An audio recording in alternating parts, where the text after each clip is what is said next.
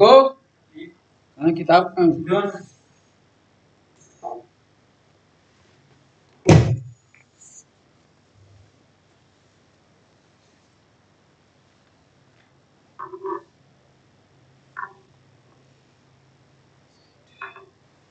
So good evening to all of you बेटा. Please come in front. अगर आपका net सही है तो. Good evening, sir.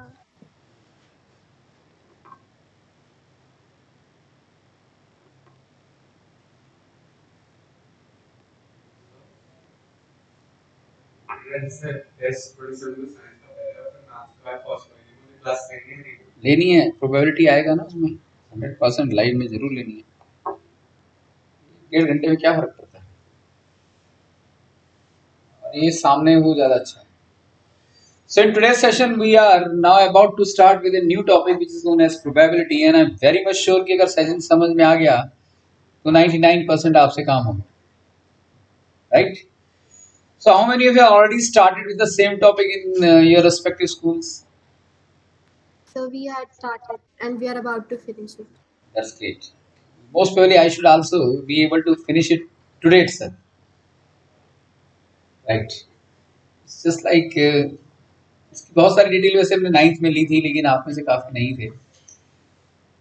Probability.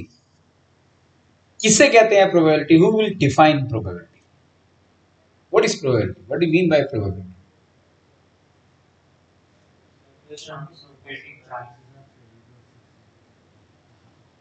Chance general मतलब ये होता है ना प्रोबेबिलिटी का. कोई और?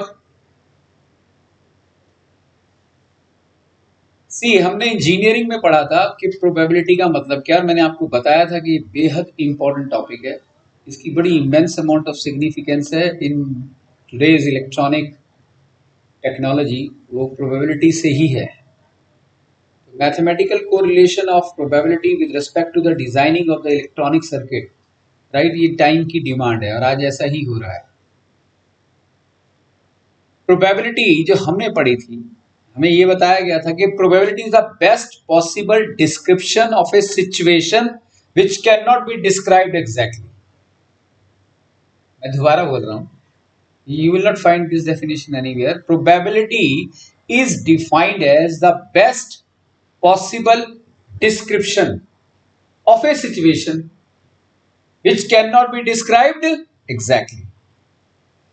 एक ऐसी सिचुएशन का जो बेस्ट हो सकता है एक्सप्लेनेशन कर देना, उस सिचुएशन का जो कि प्रैक्टिकली हम बता ही नहीं सकते कि क्या होना है।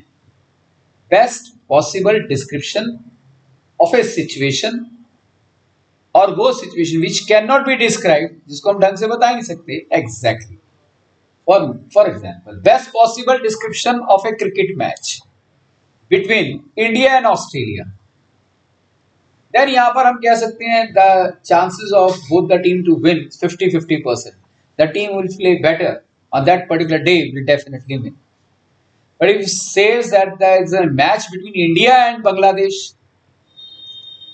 then we can say that the probability of our team to win the game is very, very high. The chance of our team to win the game is very high, right?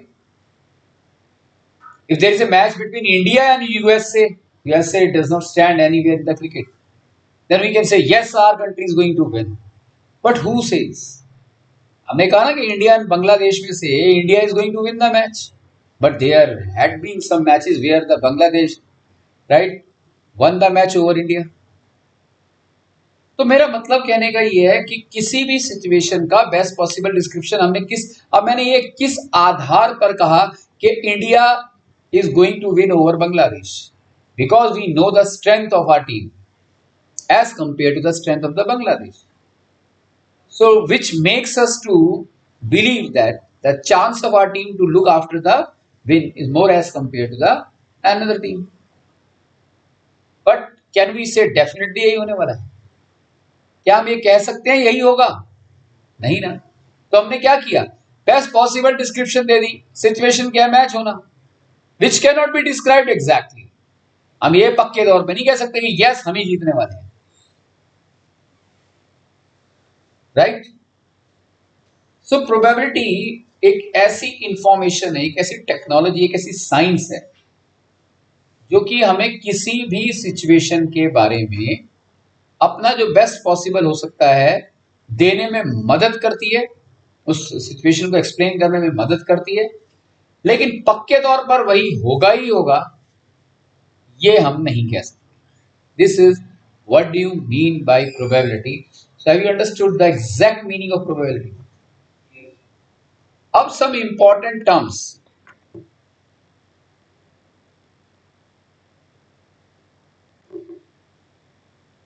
Associated with probability. The very first one is the probability itself, जो मैंने आपको बता ही दिया क्या होती है probability. ये तो what do you mean by probability मैंने बताया. Definition of probability हम थोड़ी देर बाद देखेंगे. The second is experiment. ये सब terms आपको clear होनी चाहिए. Experiment is defined as experiment is an operation, is an execution.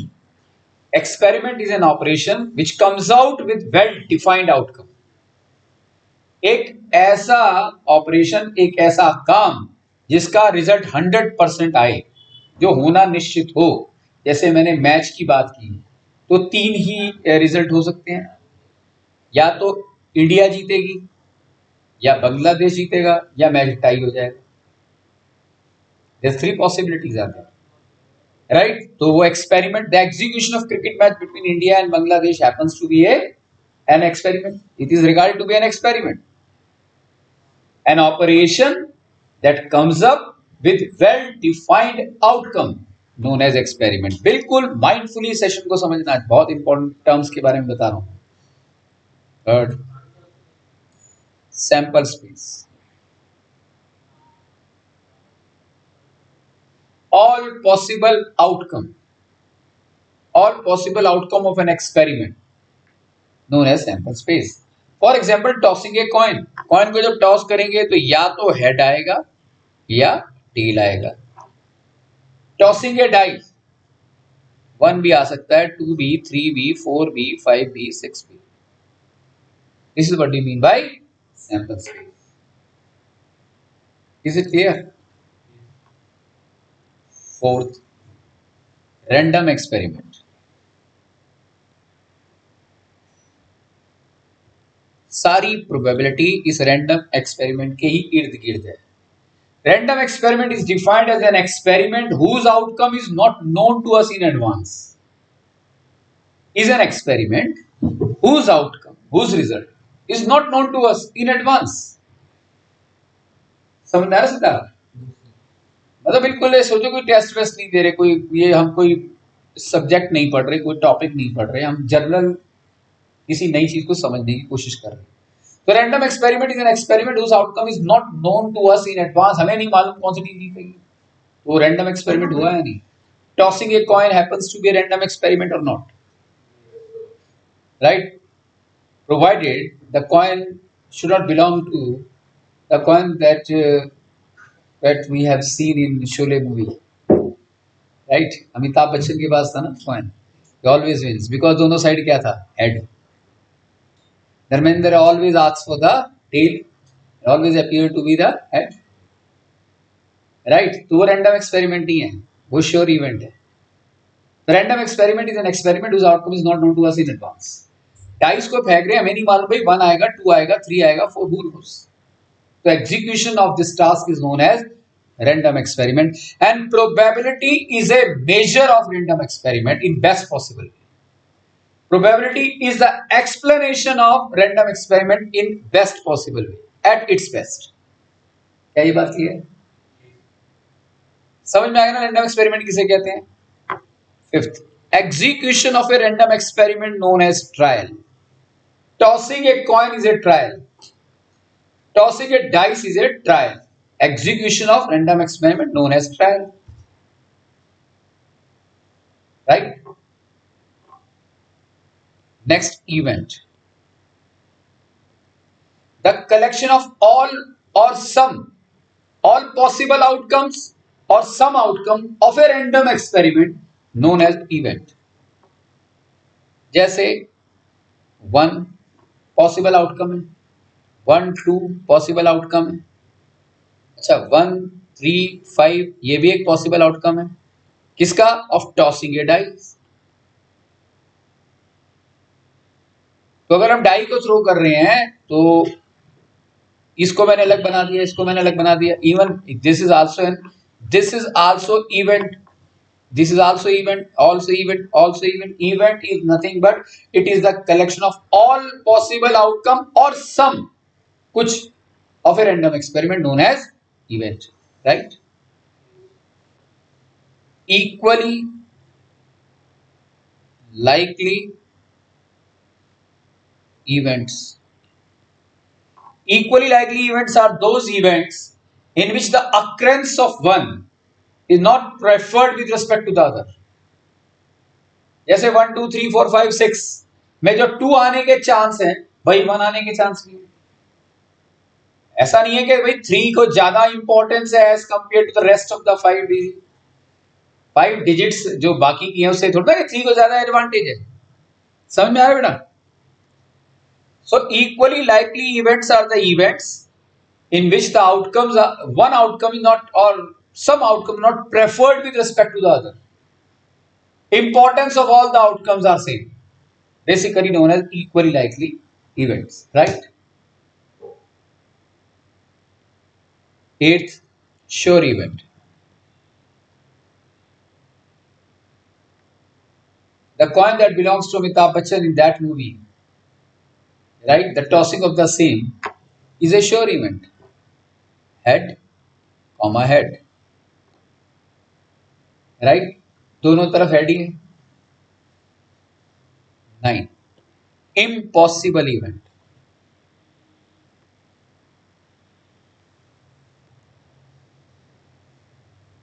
Tossing a dice results into head. Is it possible? Tossing a coin results into digit 3. It's an impossible event. The event which cannot be possible in terms of its outcome is known as impossible. Then classical definition यानी कि mathematical definition और technical definition of probability. अब याद रखना कि जब कभी भी हम प्रोबेबिलिटी निकालते हैं तो इवेंट से रिलेटेड निकालते हैं, is the collection of all और सम ऑफ द आउटकम्स। तो जब कभी भी प्रोबेबिलिटी से रिलेटेड क्वेश्चन आएगा तो सबसे पहले आप लिखेंगे let E denotes the chance, E denotes the event of getting a prime number while throwing a dice, a prime number while tossing a dice, or E denotes the event of getting an even number while tossing a dice. Find out the probability. Question ये होगा, find out the probability of getting a prime number while tossing a dice. तो बात किसकी हो रही है? Prime number की। तो हम पहले क्या लिखेंगे? हम डिफाइन करेंगे इस ऑपरेशन को सिंबल ई से। E denotes the event of getting a prime number, right? तो probability is always be related to that particular event. फिर हम लिखेंगे P bracket E, that means now I am concerned about the probability of the event. कौन सा event? Which is already defined, is equal to number of favourable outcome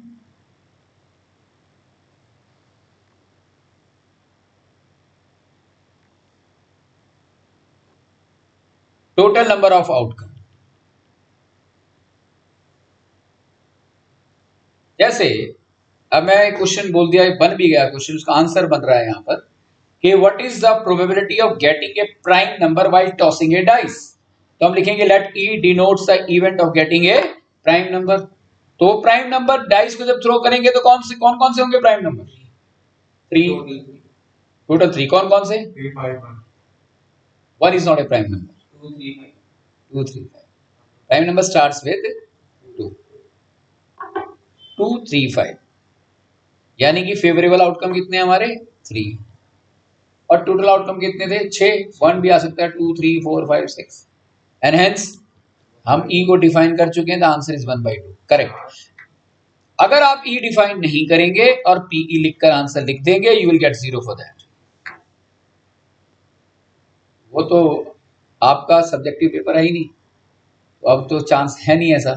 लेकिन subjective paper में, subjective explanation about probability में हमें जिसकी भी probability निकालनी है उस इवेंट को डिफाइन करना होगा, otherwise it has no meaning. Got it? 11th, probability of sure event क्या होनी चाहिए? प्रोबेबिलिटी ऑफ श्योर इवेंट वही कॉइन है, दोनों तरफ हेड है। हेड आने की प्रोबेबिलिटी क्या होगी? 2। Total outcome 2, 1। Probability of that event 100% नहीं कहेंगे, इज इक्वल टू 1 कहेंगे, राइट? क्या इस वन का सिग्निफिकेंस अभी बताऊंगा। 12, probability of impossible event, probability of getting tail out of that coin 0 divided by 2, 0। तो दुनिया में जितनी भी प्रोबेबिलिटी के कॉन्सेप्ट है, जितनी भी प्रोबेबिलिटी किसी भी इवेंट की हम निकालते हैं, वो प्रोबेबिलिटी हमेशा मैक्सिमम या तो 1 तक जाएगी, इक्वल टू 1 तक जाएगी, या 1 से छोटी होगी, या 0 से बड़ी होगी, राइट? या 0 के बराबर। तो this is known as range of probability. तो probability always lies between 0 and 1। क्या ये बात क्लियर है? 14th, complement of an event, एक इवेंट के होने की प्रोबेबिलिटी को हम पीई कहते हैं, right. In fact complement of an event, जो इवेंट होना है हमारे अनुसार, राइट, जैसे probability of getting a prime number वो ई है, जैसे event of getting a prime number वो ई है, लेकिन event of not getting a prime number for our concern वो ई बार है। जो हमें चाहिए वो ई, जो नहीं आया वो ई बार, राइट। तो this E bar is known as complement of an event. Complement of an event is basically contains all possible outcomes which are not of our interest. Clear? 15th, probability of complementary event, यानी कि PE बार की बात कर रहा हूं। Probability of getting a prime number तो PE हो गया, पी हो गया नहीं, and probability of not getting a prime number वो पीई बार हो गया। जितनी भी प्रोबेबिलिटी है या तो हमारे इवेंट के अनुसार उसकी प्रोबेबिलिटी निकलेगी या नहीं निकलेगी। निकलना नहीं निकलने का सम हमेशा 1 के बराबर होगा, और पीई बार नहीं होना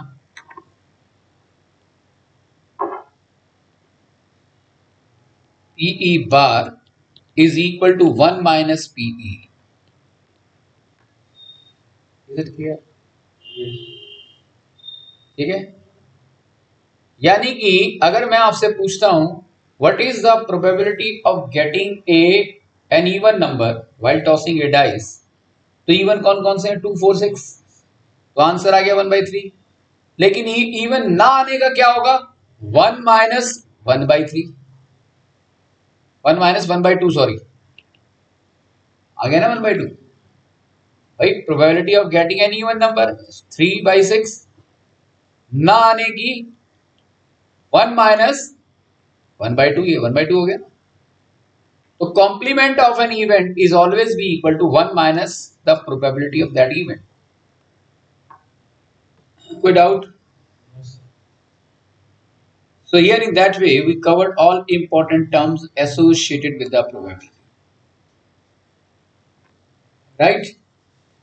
आगे कुछ क्वेश्चंस करने, एक शीट में आपको दूंगा, ये मैं डिस्कस नहीं करूंगा, ये आपको करने के लिए दूंगा।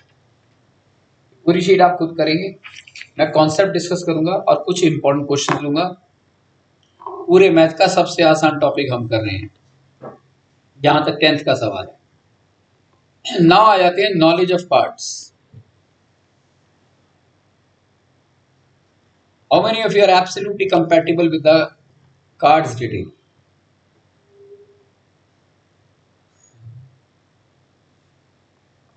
Obviously जब खेलते हो तो पता लगेगा, खेलते ही नहीं तो मालूम कैसे होगा। A pack of card consists of 52 cards.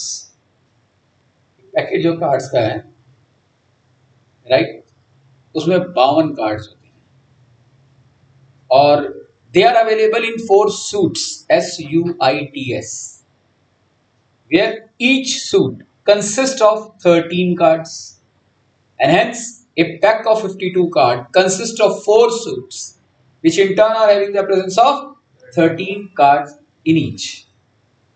Simple. अब वो जो 4 suits हैं वो कौन कौन से हैं? पहला है हार्ट, दूसरा है डायमंड, राइट, तीसरा है स्पेड,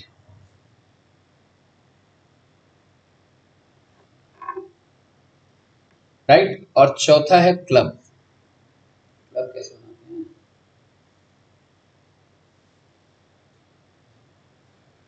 कुछ इस तरीके का होता है। तो ये 4 किस्म के कार्ड होते हैं और हर एक के अंदर अपनी वैल्यू कितनी है? 13। राइट। तो कहने का मतलब हुआ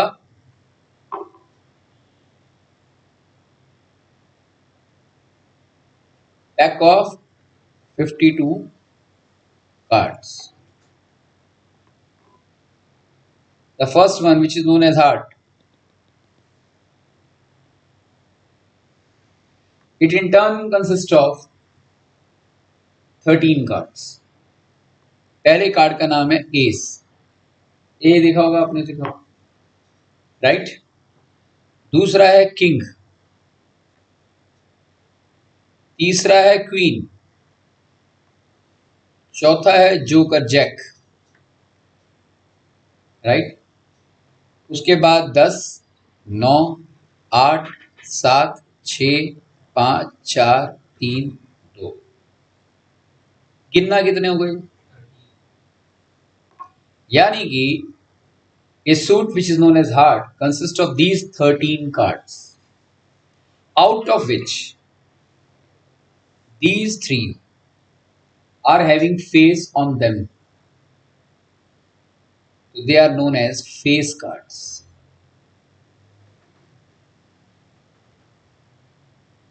Right?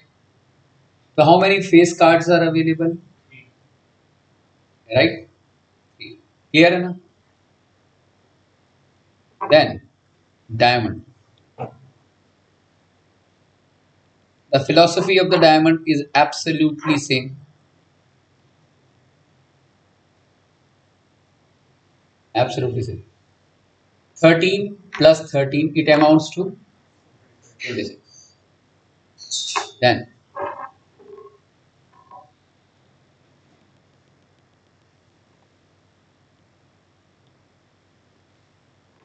again, I think यहाँ समझ में आ रहा है ना? This is spade, spade, ace, king, queen, jack, then 10, 9, 8, 7, 6, 5, 3, 4, and 2. Right? Out of which these 3 are also known as face cards. Face cards. Absolutely same in the case of club. All same with black color. Any doubt to it? ठीक है, अब कुछ questions यहीं पे बना देते हैं। What is the probability? Simple से स्टार्ट कर दें। What is the probability of getting an ace out of a pack of 52 cards? 30? Probability का डेफिनेशन क्या है? Number of favourable divide by total. कितने एस हैं? मैंने क्या पूछा? What is the probability of getting an ace? अब जिससे पूछूंगा वही जवाब देगा। What is the probability of getting an ace of red colour out of a pack of 52 cards? A red colour ace, लाल कलर का ace out of a pack of 52 cards. कितने लाल कलर के एस दिखाई दे रहे हैं? Probability है number of favourable divide by total. कितने कितने कार्ड्स हैं टोटल? टोटल कार्ड कितने होते हैं? 52। एस लाल कलर का कितने हैं? इक्का लाल कलर के कितने हैं? देख यहां पर लाल कलर के एस, ये भी एस,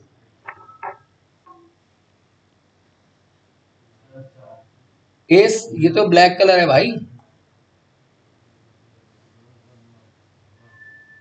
1 है, ये 2 नहीं दिखाई दे रहे बेटे। S 2 colour red, 2 S read colour के हैं नहीं, तो आंसर क्या हो गया? 250। गलत हो रहा है, कोई बात नहीं, तुम तो अभी नया नया सीख रहे हो। तो 20-22 साल 25 साल से पढ़ा रहे हैं, तो हमारे लिए कौन सी बड़ी बात। तो कोई हीरोइक काम थोड़ी ना कर रहा हूं मैं, राइट। तुम लोग तो बिगिनर हो, तो गलती होना स्वाभाविक है। गलती होना is not a big task, ये कोई इंसल्ट नहीं है, कोशिश करो बताने की। What is the probability of getting a face card while drawing a card out of 52 cards? A face card, कितने फेस कार्ड होते हैं इसके अंदर? सिद्धार्थ तुम ही बताओगे, पूछ रहा हूं तो सिखाना चाहता हूं। क्या बात है, 12 by 3, 6, 9, 12। Clear?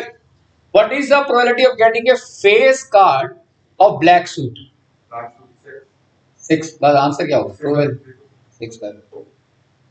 Right? What is the probability of getting one of black? One of black. One of black. 2 upon 52. What is the probability of getting a one of club?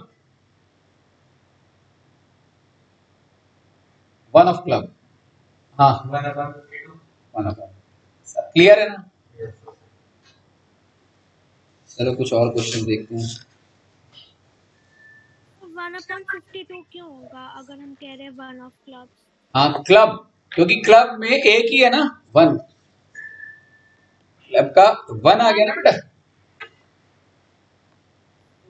What is the probability of getting one that belongs to club? तो sir फिर वो तो हमारे पास तो 13 है ना, तो हम 13 upon 52 नहीं करेंगे।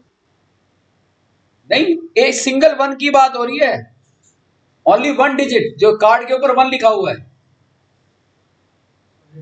हम उस कार्ड की बात कर रहे हैं जिसमें 1 लिखा है। हाँ, और वो क्लब से बिलोंग करना चाहिए। ओके, बट सर यहाँ पे तो 1 है ही नहीं कोई, यहाँ पे तो 10 से लेके 2 तक है। एक्सीलेंट, तो प्रोबेबिलिटी क्या होगी? 0 अपॉन 50। ठीक है, ये क्वेश्चन आया, समझ में आया ना? इसलिए सोच समझ के आंसर दिया कर। इम्पॉसिबल इवेंट हो गया, नहीं सोच के बोलना चाहिए ना। हाँ, ठीक है, तो 1 है नहीं तो दिखेगा कैसे? Right, good. What is the probability of getting a king of red suit? A king of red suit। हाँ सिद्धार्थ, कार्ड की डिटेल में क्या बढ़िया आंसर आ रहे हैं ना। एक अजीब अजीब सा आकर्षण इसमें है ना। A jack of hearts, what is the probability of getting a jack of hearts?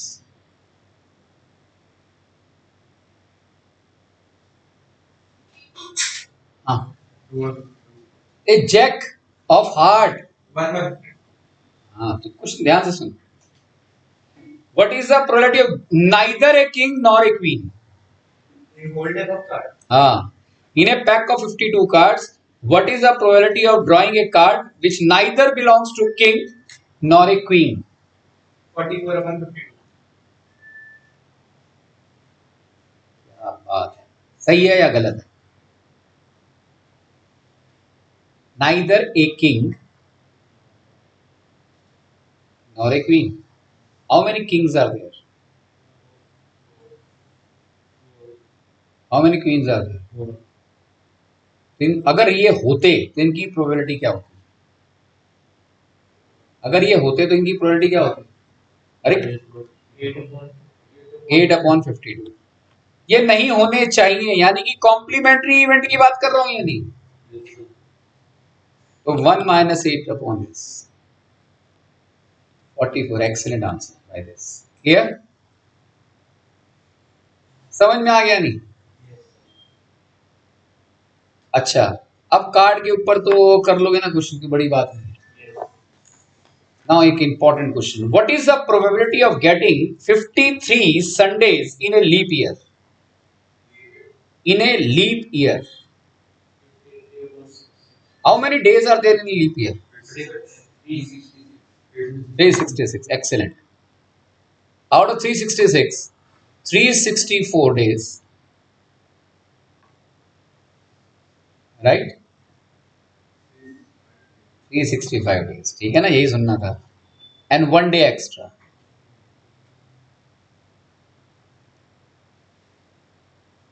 right? तो 53 संडेज, एक लीप ईयर में कितने वीक्स होते हैं?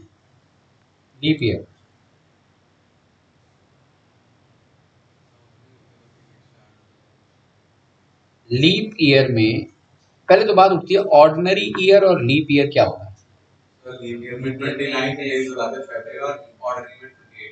टेक्निकली ऑर्डिनरी में 52 वीक्स होते हैं और एक एक्स्ट्रा डे होता है, तभी तो 3 इट अमाउंट्स टू 365 ऑर्डिनरी। लेकिन लीप ईयर के अंदर 52 वीक्स इसमें भी होते हैं, लेकिन ये 4 साल के बाद रिपीट होता है, एक नया दिन और ऐड हो जाता है, यानी कि 2 एक्स्ट्रा डेज होते हैं इसमें। This is known as leap year. Ordinary को हम नॉन लीप ईयर भी कहते हैं। My question is to you, what is the probability of getting 53 Sundays? पहले इससे करते हैं, in an ordinary year. 53 Sundays in an ordinary year, सोच के बताओ।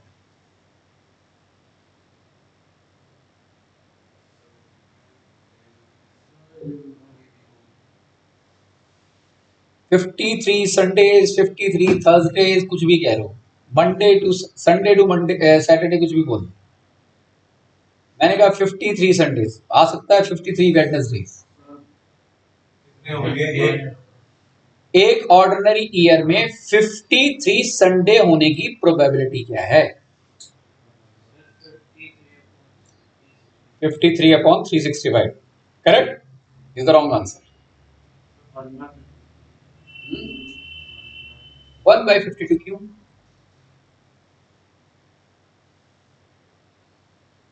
One by 52 is an excellent answer, बिल्कुल ठीक है।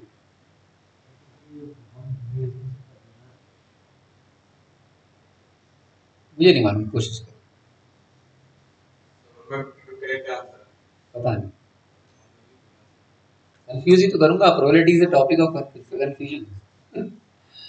सीधा बताने से फायदा क्या है? 1/52 ही set. many students for the last many years में देखता रहा हूँ, आंसर 1/52 लिखते हैं। ये आंसर भी गलत, तो क्या होगा? देखो, प्रोबेबिलिटी उस कॉन्सेप्ट के बारे में है जो कि सर्टन नहीं है कि होगा ही होगा। अरे 52 वीक्स में 50 ऑर्डिनरी ईयर में 52 वीक्स में पक्का है ना 52 संडे तो आएंगी। 52 Sundays has to be there. तो what is the question of getting the probability of these 52 Sundays? वो तो है, question is talking about the extra one day, extra one Sunday. और वो जो एक्स्ट्रा वन डे है उसके सारे पॉसिबल आउटकम कौन कौन से हो सकते हैं? संडे भी हो सकता है, मंडे भी हो सकता है, ट्यूसडे भी हो सकता है, Wednesday, Thursday, Friday, Saturday, and hence A total of 7 days. तो टोटल पॉसिबल आउटकम्स कितने हो गए? 7। और हमको क्या चाहिए? 53rd Sunday. हमारा फेवरेबल क्या है? 1। तो आंसर हैज टू बी 1/3। कहां से आ रहा है? एक हफ्ते में 3 दिन होते हैं, 7, 1/7। तो प्रोबेबिलिटी इज 1/7। तो इसके एक्सप्लेनेशन के साथ आंसर लिखना होता था, बिना, क्योंकि बच्चे तो रट लाते थे, वो सीधा लिख दिया 1/7, विल गेट 0। तो आप लिखेंगे let E denotes the event of getting 53 Sundays. We know that in an ordinary year, it already has the presence of 52 Sundays. No need to think about that. पक्की बात है 52 संडे तो होने, तो उसकी प्रोबेबिलिटी क्या निकालनी? The one extra day might be out of all 7 days. तो पॉसिबल आउटकम कितने? 7। जो अपने को चाहिए वो क्या है? एक संडे चाहिए ना, तो 1/7। तो answer has to be 1/7। What is the probability of getting 53 Sundays in a leap year? 99% आने वाले क्वेश्चन है इन ए लीप ईयर। हाँ, एमसीक्यू में तो ये पक्का फेवरेबल क्वेश्चन है, टिक करना है सीधा आपने, तो हाँ नहीं। क्या आंसर होगा बताओ इसमें? 2/40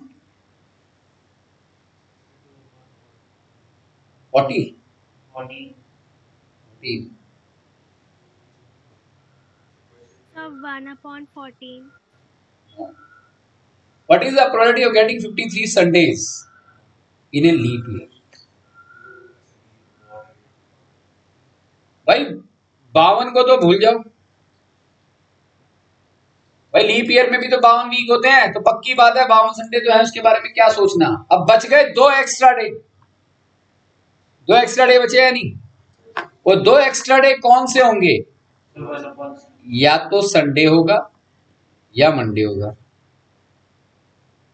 एक पेयर, या मंडे होगा ट्यूसडे होगा दूसरा पेयर, या ट्यूसडे होगा वेडनेसडे होगा तीसरा, या वेडनेसडे होगा थर्सडे होगा। नहीं, वो 2 एक्स्ट्रा डे इन्हीं में से तो होंगे। ऑल पॉसिबिलिटीज तो देख रहा हूं मैं इस समय। थर्सडे होगा या फ्राइडे होगा, फ्राइडे होगा या सैटरडे होगा, सैटरडे होगा या संडे होगा। तो टोटल पॉसिबल आउटकम्स कितने हो गए? 1 2 3 4 5 6 7। और अपना एरिया ऑफ इंटरेस्ट कौन सा है? या तो संडे मंडे में आएगा वो संडे, या वो सैटरडे संडे में आएगा। तो फेवरेबल आउटकम 2 डिवाइड बाय कितने पेयर? 7। तो आंसर क्या हो गया? 2/7। Got it? बात है भाई, समझ में आ गया? Right. So that makes answer of this question. I hope के बात समझ आ गई होगी। ठीक है ना, ये बड़े प्रोमिनेंट क्वेश्चन है ये दोनों। अच्छा, एक और, what is the probability that 2 friends have the same birthday? 2 friends have the same birthday ignoring a leap year. Leap year नहीं भाई, क्या चांस होंगे कि 2 दोस्तों का एक ही दिन बर्थडे आएगा?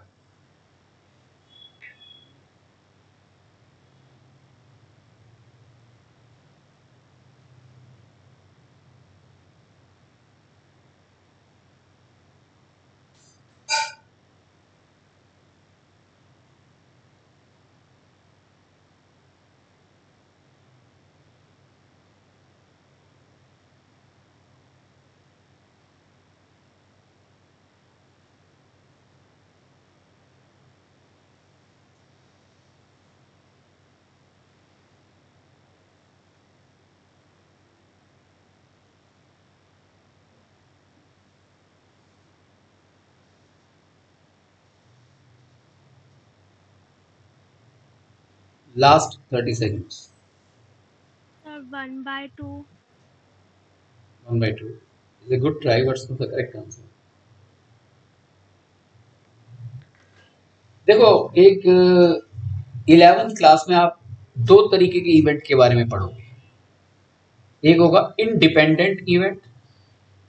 ये जो क्वेश्चन है 10th क्लास का है, लेकिन क्वेश्चन रादर रिलेट करता है इंडिपेंडेंट इवेंट और म्यूचुअली एक्सक्लूसिव इवेंट्स।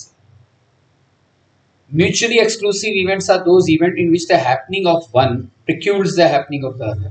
अगर एक होगा तो दूसरा नहीं होगा, अगर दूसरा होगा तो पहला नहीं होगा।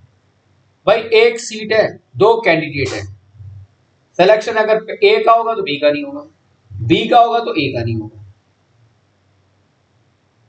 राइट? तो ऐसे इवेंट्स को म्यूचुअली एक्सक्लूसिव इवेंट्स कहते हैं। और इंडिपेंडेंट इवेंट्स उन्हें कहते हैं जो एक दूसरे पे निर्भर ही नहीं करते। क्या एक दोस्त का जन्मदिन दूसरे दोस्त के जन्मदिन पर डिपेंड करता है? तो इंडिपेंडेंट होगा या नहीं? इंडिपेंडेंट में हम मल्टीप्लाई करते हैं। अभी तक इतना ही बताऊंगा, आगे चला गया तो थोड़ी दिक्कत हो जाएगी। इंडिपेंडेंट इवेंट्स में हम क्या करते हैं? मल्टीप्लाई करते हैं। जो पहला दोस्त है उसका 365 डेज में किसी भी दिन आ सकता है, उसकी possibility of getting his birthday, right, possible in all 365 days. दूसरे का भी ऑल 365 डेज। तो टोटल आउटकम इनटू क्यों किया? क्योंकि ये इंडिपेंडेंट हैपनिंग है। तो टोटल सैंपल स्पेस के अंदर अगर ये म्यूचुअली एक्सक्लूसिव होता तो मैं 365 प्लस 365 लिखता, लेकिन एक भी क्वेश्चन म्यूचुअली एक्सक्लूसिव से तुम्हें नहीं आएगा क्योंकि ये बिल्कुल भी हमारे सिलेबस में नहीं है, लेकिन ये क्वेश्चन है। तो क्वेश्चन दिमाग में ये आना चाहिए कि भाई 365 प्लस 365 क्यों नहीं किया, मल्टीप्लाई क्यों किया। तो उसका उत्तर मैं ये दे रहा हूं, उसका आंसर ये है कि दोनों का जन्मदिन एक दूसरे पे डिपेंड नहीं करता और इंडिपेंडेंट इवेंट्स की पॉसिबिलिटीज मल्टीप्लाई होती है, ऐड नहीं होती। इतना क्लियर है, राइट? और टोटल पॉसिबिलिटी है, और हमारा फेवरेबल आउटकम क्या होगा? एक ही दिन बर्थडे है, राइट? वो 12 मई भी हो सकता है, ठीक है ना, 21 जून भी हो सकता है। वो 365 डेज में 365 डेज में कोई सा भी दिन हो सकता है। तो पॉसिबल आउटकम्स कितने हो गए, फेवरेबल आउटकम कितने हो गए? 365। ये और ये कट आंसर क्या आएगा? कई बच्चे सीधा ये आंसर लिख देते हैं इसका, again you will get 0 for that. पर तो टिक करना है, राइट? टिक करके यहां पर हो गया, काम खत्म। अब दोनों के बर्थडे एक दिन नहीं आएंगे, उसकी प्रोबेबिलिटी क्या होनी चाहिए? नहीं आने की, नहीं आएंगे। एक ही दिन पक्का आएंगे, दोनों के बर्थडे एक दिन नहीं आएंगे। ये बताओ, आंसर आना चाहिए। 365. So 1 minus 360. That's it. I am talking about the complementary event. ना होना 364 by, right? It's pure logical topic. और ये जैसे जैसे आप 11th के अंदर भी बकवास प्रोबेबिलिटी कुछ नहीं है, आसान है। 12th की प्रोबेबिलिटी सीबीएसई की थोड़ी वजनदार है, और एंट्रेंस में सबसे डिफिकल्ट टॉपिक ही प्रोबेबिलिटी है। सबसे टिपिकल जो अगर क्वेश्चंस आते हैं वो इसी टॉपिक से आते हैं, और बच्चे मैक्सिमम आईआईटी मेन में भी, एडवांस में भी इसी में गड़बड़ करते हैं, और सीबीएसई में भी इसी में करते हैं। तो प्रोबेबिलिटी एक बहुत ही गहरा, जिसको समझ आ जाए उसको आ गया, जिसे नहीं आया वो बड़ी दिक्कत करता है। लेकिन अगर कॉन्सेप्ट पकड़ लिया तो every question would be at your tips. इसलिए इसे एक एक चीज को ढंग से समझना जरूरी है। मैं कहता हूं कि टिल 11th क्लास तक प्रोबेबिलिटी की तो शुरुआत भी नहीं है। इसकी जो हम कह सकते हैं बिगिनिंग है वो 12th में, और वास्ट एक्सप्लेनेशन एंट्रेंस में, if you opt for the engineering। मुझे वो 365 into 365 वाला वो मुझे समझ नहीं आया। कौन से वाला? ये यस सर। दोनों दोस्तों का एक ही दिन जन्मदिन होगा तो वो 365 ही तो पॉसिबल है। Number of favourable outcome 365। Sir वो तो समझ में आ गया, पर मल्टीप्लाई क्यों किया ये? मैंने मल्टीप्लाई बस इतना आपको हिंट दिया है कि दोनों का जो बर्थडे एक दूसरे पे डिपेंड नहीं करता, यानी कि इंडिपेंडेंट इवेंट्स की बात कर रहे हैं हम, और इंडिपेंडेंट इवेंट्स में मल्टीप्लाई होता है। अब इंडिपेंडेंस में मल्टीप्लाई क्यों होता है, उसके लिए हमको म्यूचुअली एक्सक्लूसिव इवेंट्स और इंडिपेंडेंट इवेंट्स का बहुत डिटेल में जाना होगा, and that is not even available at the 11th level, वो 12th में देखेंगे। ये मल्टीप्लाई क्यों करते हैं? क्योंकि ये इंडिपेंडेंट है। इंडिपेंडेंट क्यों है ये समझना जरूरी है फिलहाल, अदरवाइज हम आउट ऑफ वे हो जाएंगे, राइट? जब सिलेबस अभी मौका लगा तो एक क्वेश्चन के साथ थोड़ा और ढंग से क्लियर करने की कोशिश करूंगा। ध्यान से सुनना। A game consist of tossing, a game consists of tossing a 1 rupee coin 3 times and noting its outcome each time। लिखना नहीं है क्वेश्चन में, सुनो ध्यान से। A game consists of tossing a 1 rupee coin 3 times and noting its outcome each time. Hanif wins if all the tosses give the same result, that is 3 heads or 3 tails, otherwise loses. Calculate the probability that Hanif will lose the game. Will lose the game, sorry. Hanif will lose the game. What is the probability of that? बताओ। मैं आसान question नहीं ले रहा, आसान तुम कर लोगे, मैं थोड़ा टिपिकल क्वेश्चन ले रहा हूँ। क्या करें, एक बार उछाला कॉइन को, क्या आया, नोट कर लिया भाई, हेड आया। दोबारा उछाला, फिर हेड आया। तीसरी बार उछाला, अभी भी हेड ही है। जरूरी थोड़ा ना है, हेड आ सकता है, हेड आ सकता है, टेल आ सकता है, राइट। हेड टेल, हेड आ सकता है, राइट। टेल हेड, हेड आ सकता है, एग्रीड। टेल हेड टेल आ सकता है। आई थिंक सो, समझ में आ गया। फिर टेल टेल हेड आ सकता है, या टेल टेल टेल आ सकता है।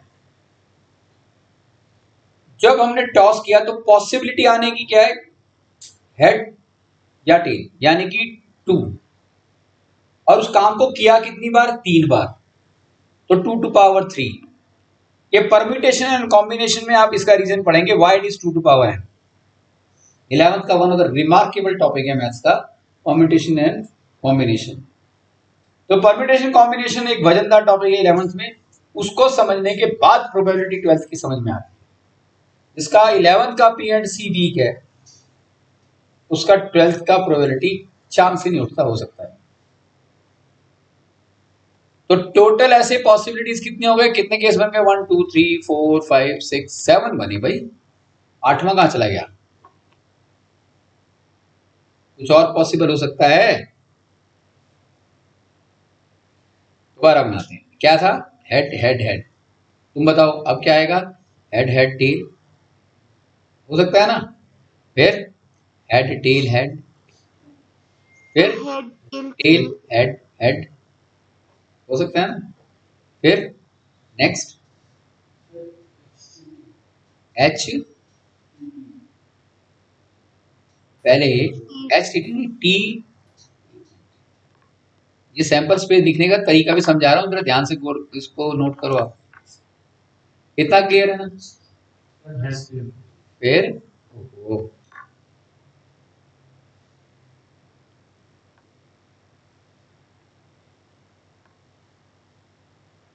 फिर हम टेल हेड टेल लिखेंगे। अच्छा, अब क्या कर सकते हैं, हेड टेल टेल, राइट। और क्या हो सकता है, टेल टेल हेड, और क्या हो सकता है, टेल टेल टेल। अब गिनो 1 2 3 4 5 6 7 8, क्लियर है।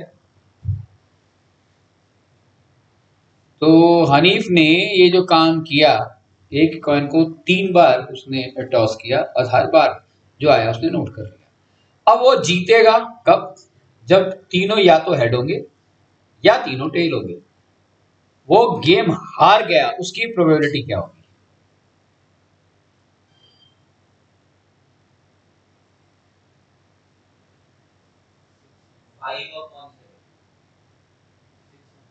Sir, 6/8. 6/8 is the right answer, excellent. भाई जीतने की क्या थी, अगर ट्रिपल हेड आ जाता है, ट्रिपल टेल आ जाता तो जीत जाता। तो जीतने की क्या होती है, वो 2/8। अरे भाई हारने की क्या होगी, कई बार बता चुका हूं मैं, 1 - 2/8, 6/8, 3/4, क्लियर। ये आने वाले क्वेश्चन है। चलो एक काम और करते हैं, थोड़ा और टिपिकल क्वेश्चन की तरफ देखते हैं।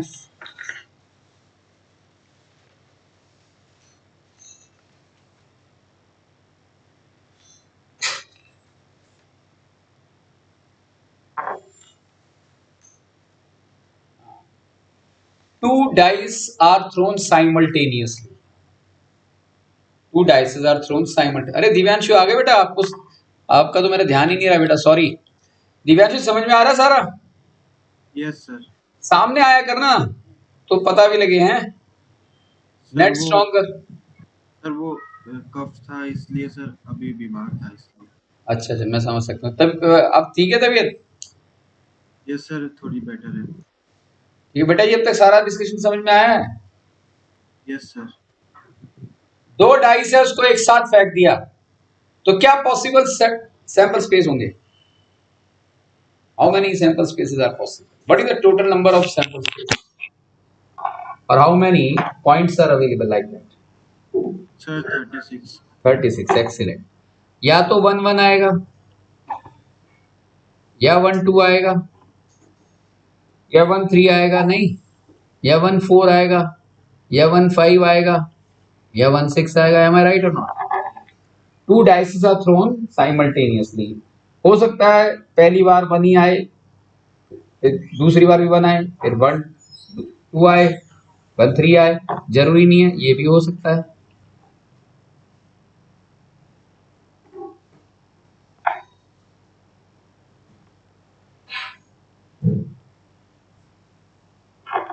जरूरी नहीं है, ये भी हो सकता है।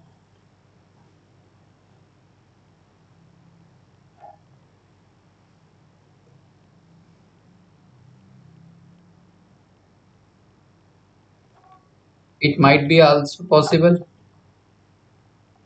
समझ में आ रहा है मैं क्या कर रहा हूं?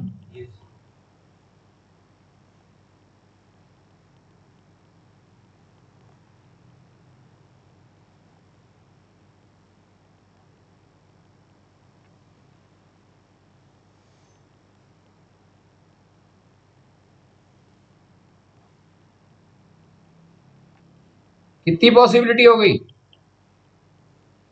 टोटल सैंपल स्पेस कितने हो गए?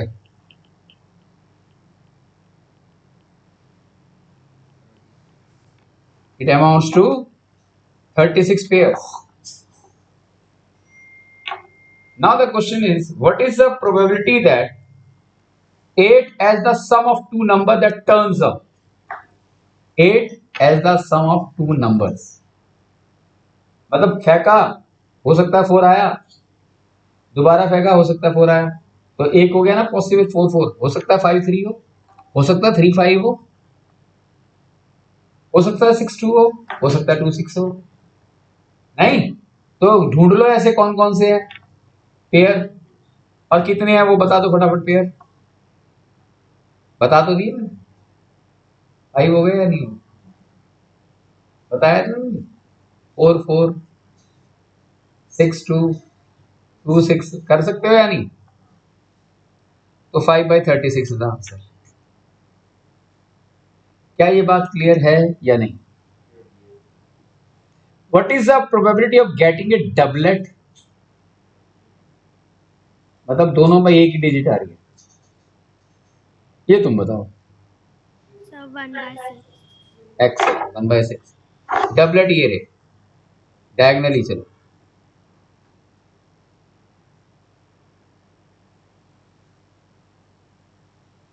तो फेवरेबल आउटकम हो गए 6, टोटल कितने हैं? 36। आंसर कितना हो गया? एग्रीड? हो गया बेटा पेपर? कैसा गया?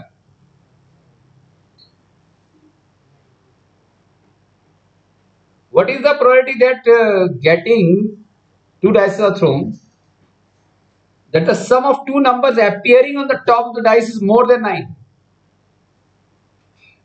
The sum of two numbers appearing on the top of the dice is more than 9.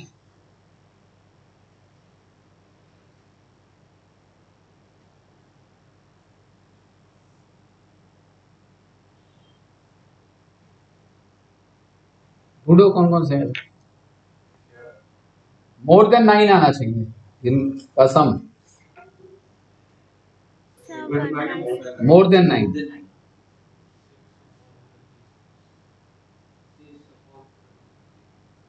Excellent. 6/36, 4 6 हो गया, 5 5 5 6 6 4 6 5 एंड 6 6। बताओ क्या डिफिकल्ट टॉपिक? आसान है या नहीं? ठीक। अच्छा, अब एनसीईआरटी में बड़े बेहतरीन क्वेश्चन है एनसीईआरटी किसी के पास? अपनी एनसीईआरटी निकाल लो। है तो साथ बैठ जाए एक बार आगे से। अरे रिंको, एक और एनसीईआरटी है क्या 10th की हमारे पास? मैथ कीजिए जरा फटाफट, हो गया काम। आप भी अपनी अपनी एनसीईआरटी निकाल लो।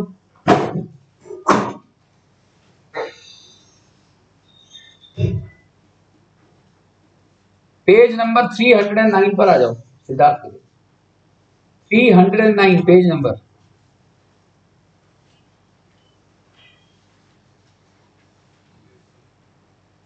कब 12th क्वेश्चन बड़ा फेवरेट क्वेश्चन है, पता नहीं क्यों टीचरों को अच्छा लगता है। तो सैंपल स्पेस भरे, सैंपल पेपर्स हैं, जो सैंपल बुक्स हैं भरी पड़ी है इस क्वेश्चन से, स्कूल में भी आते हैं, बोर्ड में भी आते हैं। जरा देखने को टफ क्वेश्चन है क्या ये, जरा देख कर बताओ क्या हो जाएगा या नहीं। 12th कैसीनो की टेबल है एक तरीके से, कैसीनो की टेबल नहीं है। Yes sir.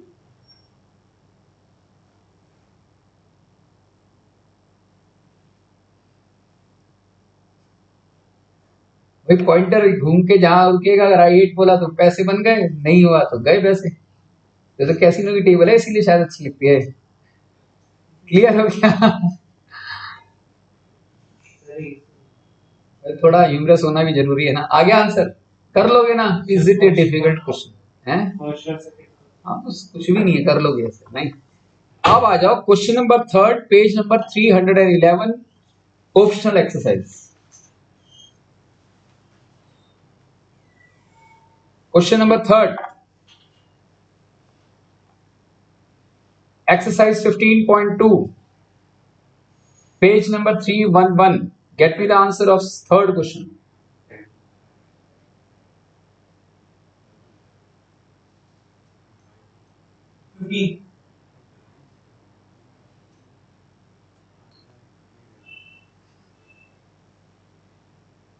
तीन आंसर है इसका।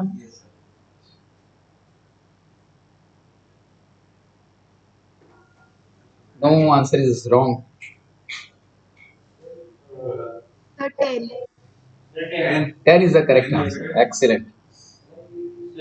इसीलिए जल्दी आंसर मत दो हैं भाई। let the number of blue balls are x. Yes sir. Then divide by total कितने हैं हमारे पास 5 plus x. Then according to the question this should be equal to what? Twice 5 divide by 5 plus x. Agreed or not? मैंने actually 502 कर दिया। क्या ये बात समझ में आ गई? Get me the answer of fourth question of the same book, same exercise in fact.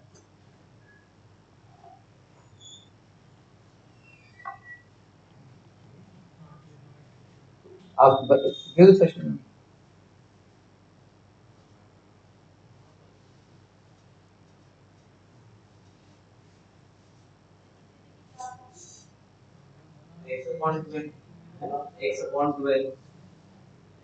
हाँ first to x upon 12 is the correct answer. Yes, you are right.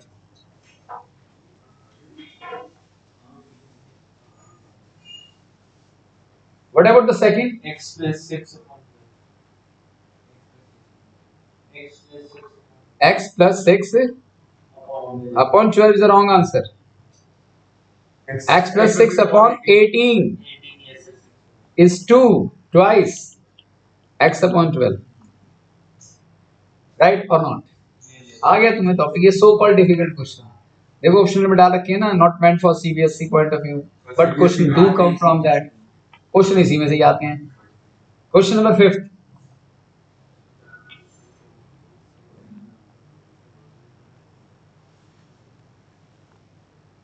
Fifth question.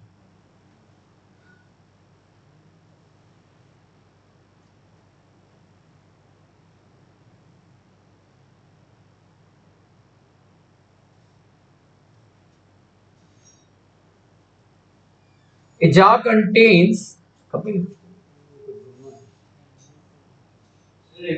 minus 2 upon. So 18. भाई x plus y happens to be 24.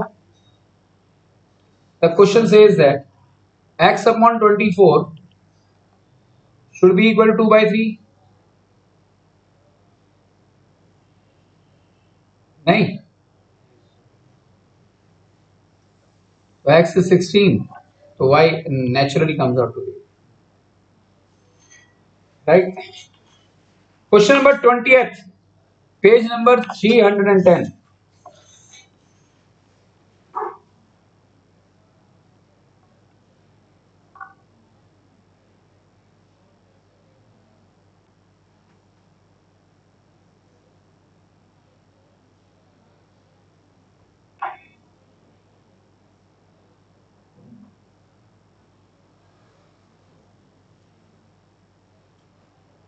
I should drop into this circle. What is the probability?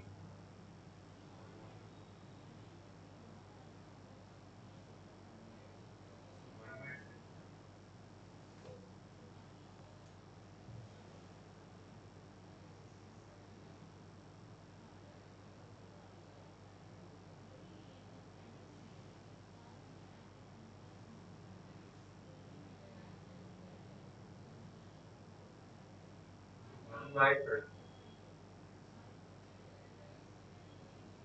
1 by 15.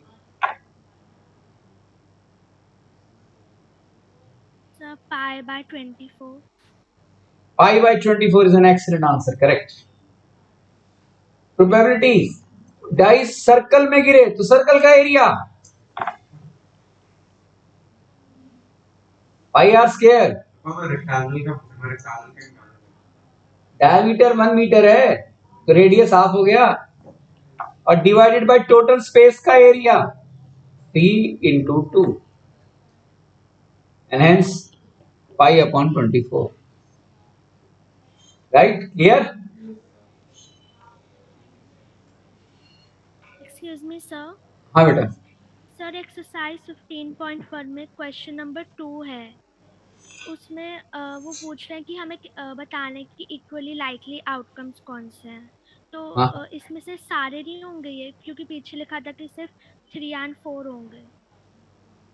Third और fourth है. A driver attempts to start a car.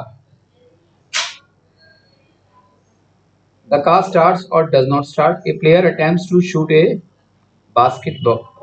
Right. Shoots or miss the shot. हाँ.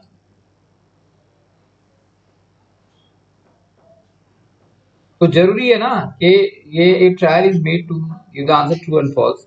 हाँ, third specific है, fourth specific है. Third और fourth होंगे बेटा, sir first और सेकंड क्यों नहीं हो सकता? क्योंकि a driver attempts to start a car. Car start हो सकती है या कार स्टार्ट नहीं भी हो सकती है.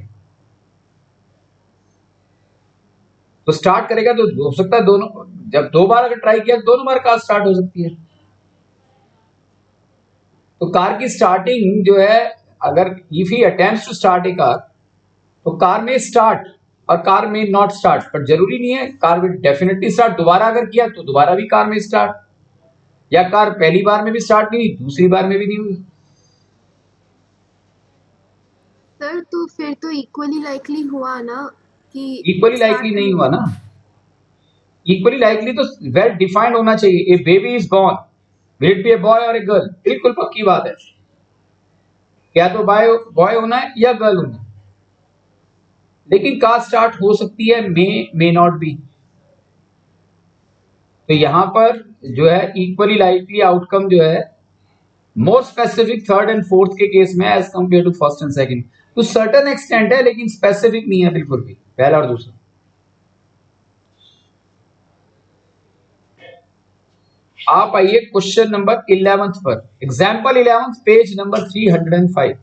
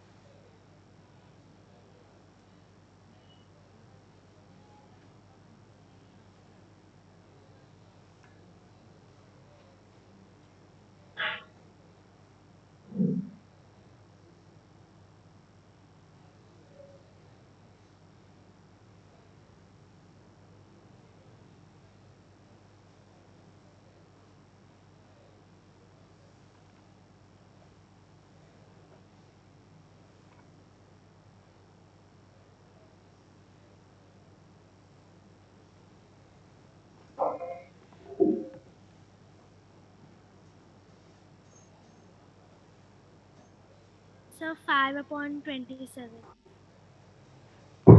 ये आंसर है क्या भाई? हमारा फेवरेबल लेक है, तो लेक का एरिया टोटल लेंथ 9 है, 6 माइनस कर देंगे तो 3 नहीं हो गया, और टोटल 4.5 है, 2 माइनस कर देंगे तो 2.5 हो गया, divided by 4.5 into 9 is the answer. Clear? तो इस तरीके से पूरी एनसीईआरटी आपकी हो गई, अपने लेवल पर कर लेना, कोई डाउट है तो पूछ लेना, और एक शीट आपको ये मिल जाएगी, ये आपको अलग से करनी है। This topic is over. तो मतलब हमारा क्या मतलब सिलेबस खत्म? आज सिलेबस खत्म हमारा, तो we are over with the syllabus. कल मैंने सेशन इसलिए नहीं लिया था क्योंकि मैं चाहता था एरिया रेट सर्कल का थोड़ा रिवीजन कर लो, आप उसे कवर कर लो, क्योंकि आज जो टेस्ट है उसी से रिलेटेड है। ठीक है, तो कल आपका वही फिर साइंस का टेस्ट रहेगा। तो बायो की क्लास हाँ, कल बायो का सेशन रहेगा, यस सॉरी। और नेक्स्ट वीक से वेल ऑर्गेनाइज्ड वे में हमारे हफ्ते में 4 दिन टेस्ट चलेंगे, और संडे को आपको सब्जेक्टिव सेल्फ टेस्ट मिला करेगा जो कॉन्सेप्चुअल ओरिएंटेड रहेगा, और इस बार शायद मैंने साइंस बोला है। Science better than normal. हाँ, पक्का मिलेगा इस बार, ठीक है ना। तो इस तरीके से 5 टेस्ट हो गए, वीक में हम एग्जीक्यूट करेंगे, तो अच्छे लेवल पर चले जाएंगे। हो सकता है सीबीएसई की डेट शीट आपको फर्स्ट वीक ऑफ अक्टूबर में आ जाए, सब पेपर तो नवंबर में ही थी। 4 अक्टूबर तक आने की उम्मीद है डेट शीट। और अभी हमारे पास कुछ नए स्टूडेंट्स अलग अलग सेक्टर से जुड़े हैं टेस्ट सीरीज के through. They are very panic situation, लेकिन हम लोग तो बहुत कंफर्टेबल हो चुके हैं। अब तुम्हें तो क्लियर है ना कि किस तरीके से पेपर आने वाला है, क्या है। काफी क्वेश्चंस हो चुके हैं और काफी अभी होंगे, और आज के पेपर में बड़े क्वालिटी क्वेश्चन है, राइट। तो let's hope for the best. 2-3 भी अच्छे क्वेश्चन तुम्हें लगे तो टेस्ट देना तुम्हारा सफल रहेगा। तो विदाउट वेस्टिंग 15 मिनट के बाद एग्जैक्टली आपका टेस्ट स्टार्ट हो जाएगा। लिंक आपको कपिल सर ने दे दिया होगा, and you just take a break of around 15 minutes and immediately prepare yourself for the test then. All the best बेटा जी, मिलते हैं फिर। Thank you sir. Thank you, sir. हाँ कपिल, बेटर देन नॉर्मल में कैसे क्वेश्चन आ सकते हैं? प्रॉपर्टीज मैट केमिकल प्रॉपर्टीज आएगी, और सबसे बड़ी बात जो मैंने तुमको काफी ढंग से समझा रखा है, कोवलेंट इलेक्ट्रोवैलेंट बॉन्ड। कोवलेंट नहीं आएगा, इलेक्ट्रोवैलेंट बॉन्ड। मैग्नीशियम क्लोराइड कैसे बनता है, मैग्नीशियम ऑक्साइड, सोडियम क्लोराइड, बताया नहीं था? यस सर, वो आ सकता है। वही आएगा। तो उसमें फिर और कुछ कर दो केमिकल प्रॉपर्टीज, या इन दोनों के अलावा कुछ करना बस ये दो नहीं बहुत। तो फिर क्लासेस करूंगा ना, कोई क्लास नहीं करेंगे कभी सारी, तो यही दोनों पर भी चल जाओ। हाँ, पेपर ही बहुत कम समय रह गया, नो नहीं। मेरा तो साइंस हाँ,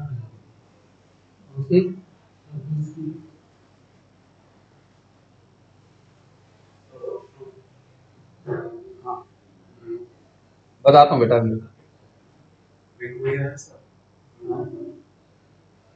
नहीं, ब्रूनो तो ऊपर गया।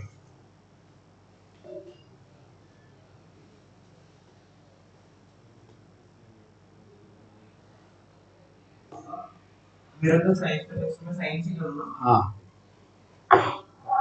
और आज टेस्ट तो दे ये वाला मेरे लिए। मैंने सर अच्छा हाँ, कल ही टेस्ट है, रहने दे फिर।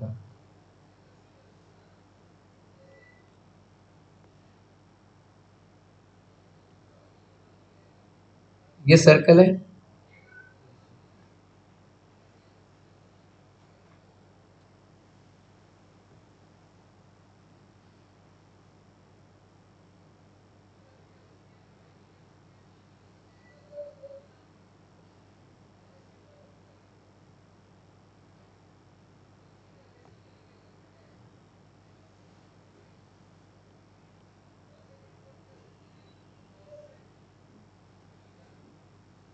हमें एरिया ऑफ द रोम्बस पूछा है। सबसे पहले एरिया ऑफ द रोम्बस क्या होता है, half into product of the diagonal OB और AC diagonal, and diagonals of a rhombus bisect at 90 degree, right.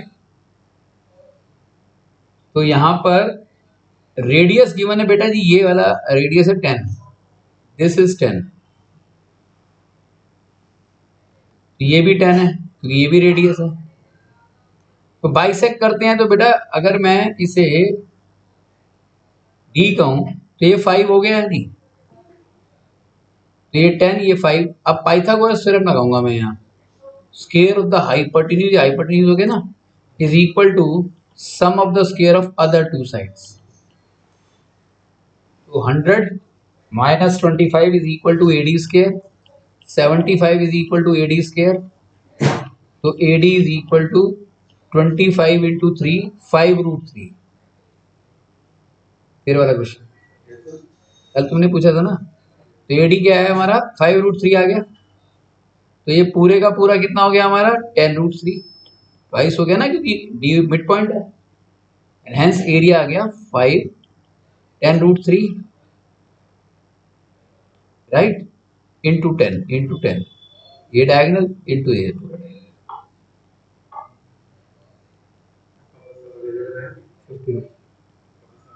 हाँ वो भी एक्चुअली पेरेंट्स से बात कर रहे हैं, मैं बात कर ले एक बार, अगर खाली हो गई तो बिल्कुल मिल लो आप। और कौन सा क्वेश्चन 18 अगला,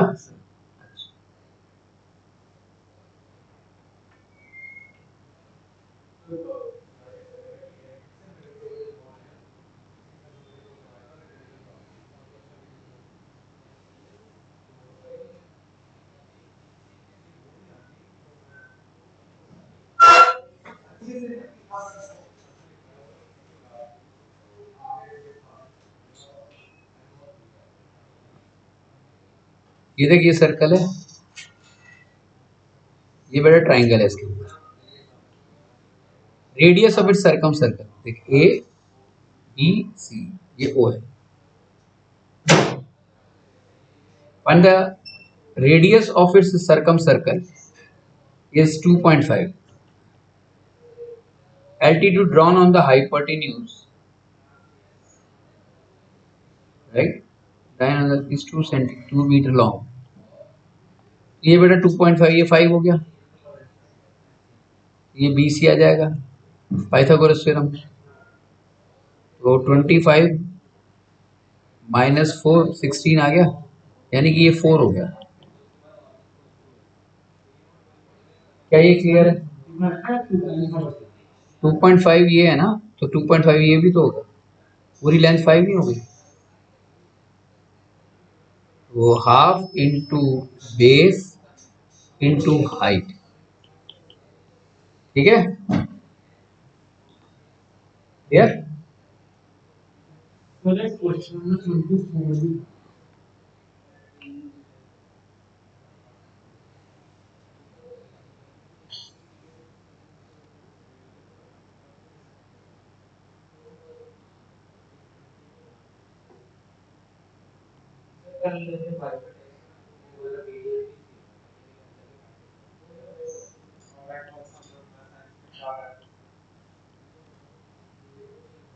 ये हॉर्सेस है ना, यहाँ बंधे हुए हैं किनारे पर, इतना एरिया में घास खा सकते हैं वो, तो अनग्रेज्ड निकालना एरिया, तो एरिया ऑफ द ट्राइंगल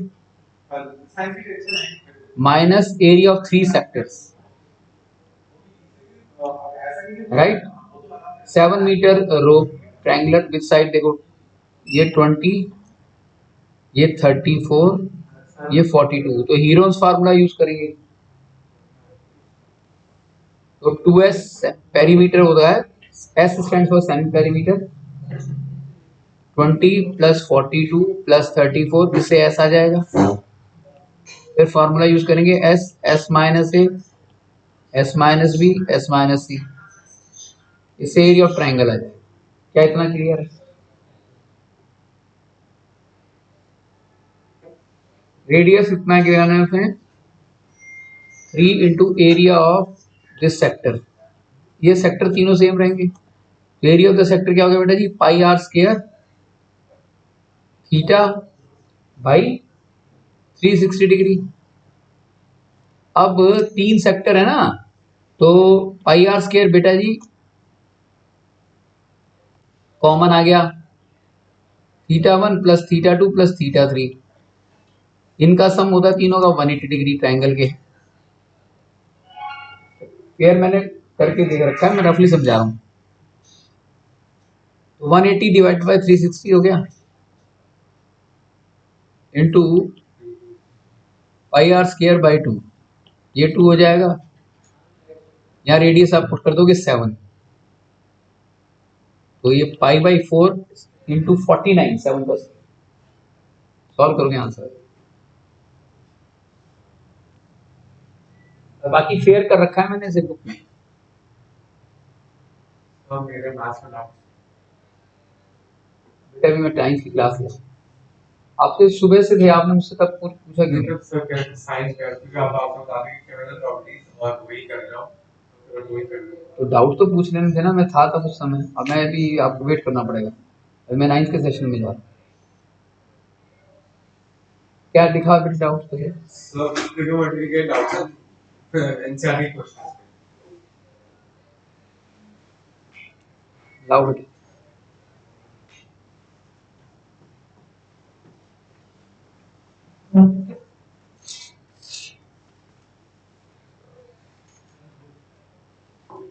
हाँ ऑलमोस्ट हो जाती है, पर आगे में ये जैसे कि स्टेप क्लास ये क्वेश्चन ये क्वेश्चन मैं तुझे तीसरी बार करा रहा हूँ। नो सर नहीं, ये वाला नहीं करा। नहीं, ये ऐसे नहीं करना। cos a minus sin a, right. यहाँ हम लिखेंगे 1 plus cot square theta equal to cosec square. मैंने बताया था ना एक बार tan और sec भी था इसमें, तो यहाँ cosec square theta minus cot square theta put करेंगे।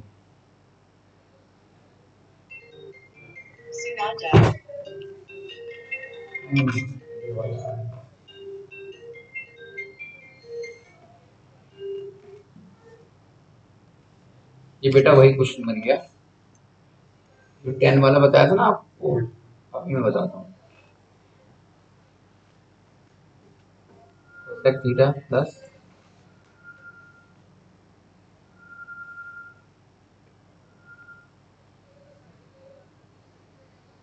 Divide both the sides, left hand side के, सर रैशनलाइजिंग डिनोमिनेटर है डिवाइड बाय cos a करेंगे, ऊपर वाले को भी, इसे भी डिवाइड बाय cos a करेंगे। cos a bye cos a 1 हो गया, sin a bye cos a tan a हो गया, 1 upon cos a sec a हो गया। cos और cos 1 हो गया, sin और cos tan हो गया, 1 अपॉन cos sec हो गया। इसके बाद आपको याद है कि मैंने ये क्वेश्चन कराया था, वन का यहाँ हमने 1 को रिप्लेस किया था, यस सर इसी रजिस्टर में किया है मैंने।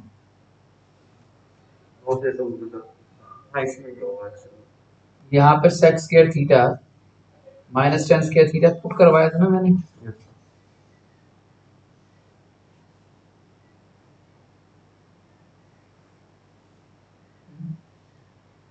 तो ये क्यों पुट किया? क्योंकि 1 प्लस tan स्क्वायर थीटा किसके इक्वल होता है? sec square theta. सर ठीक है तो sec square theta minus tan square theta 1 हो गया, तो sec theta minus tan theta, sec theta plus tan theta minus tan a plus sec a divide by denominator as it is.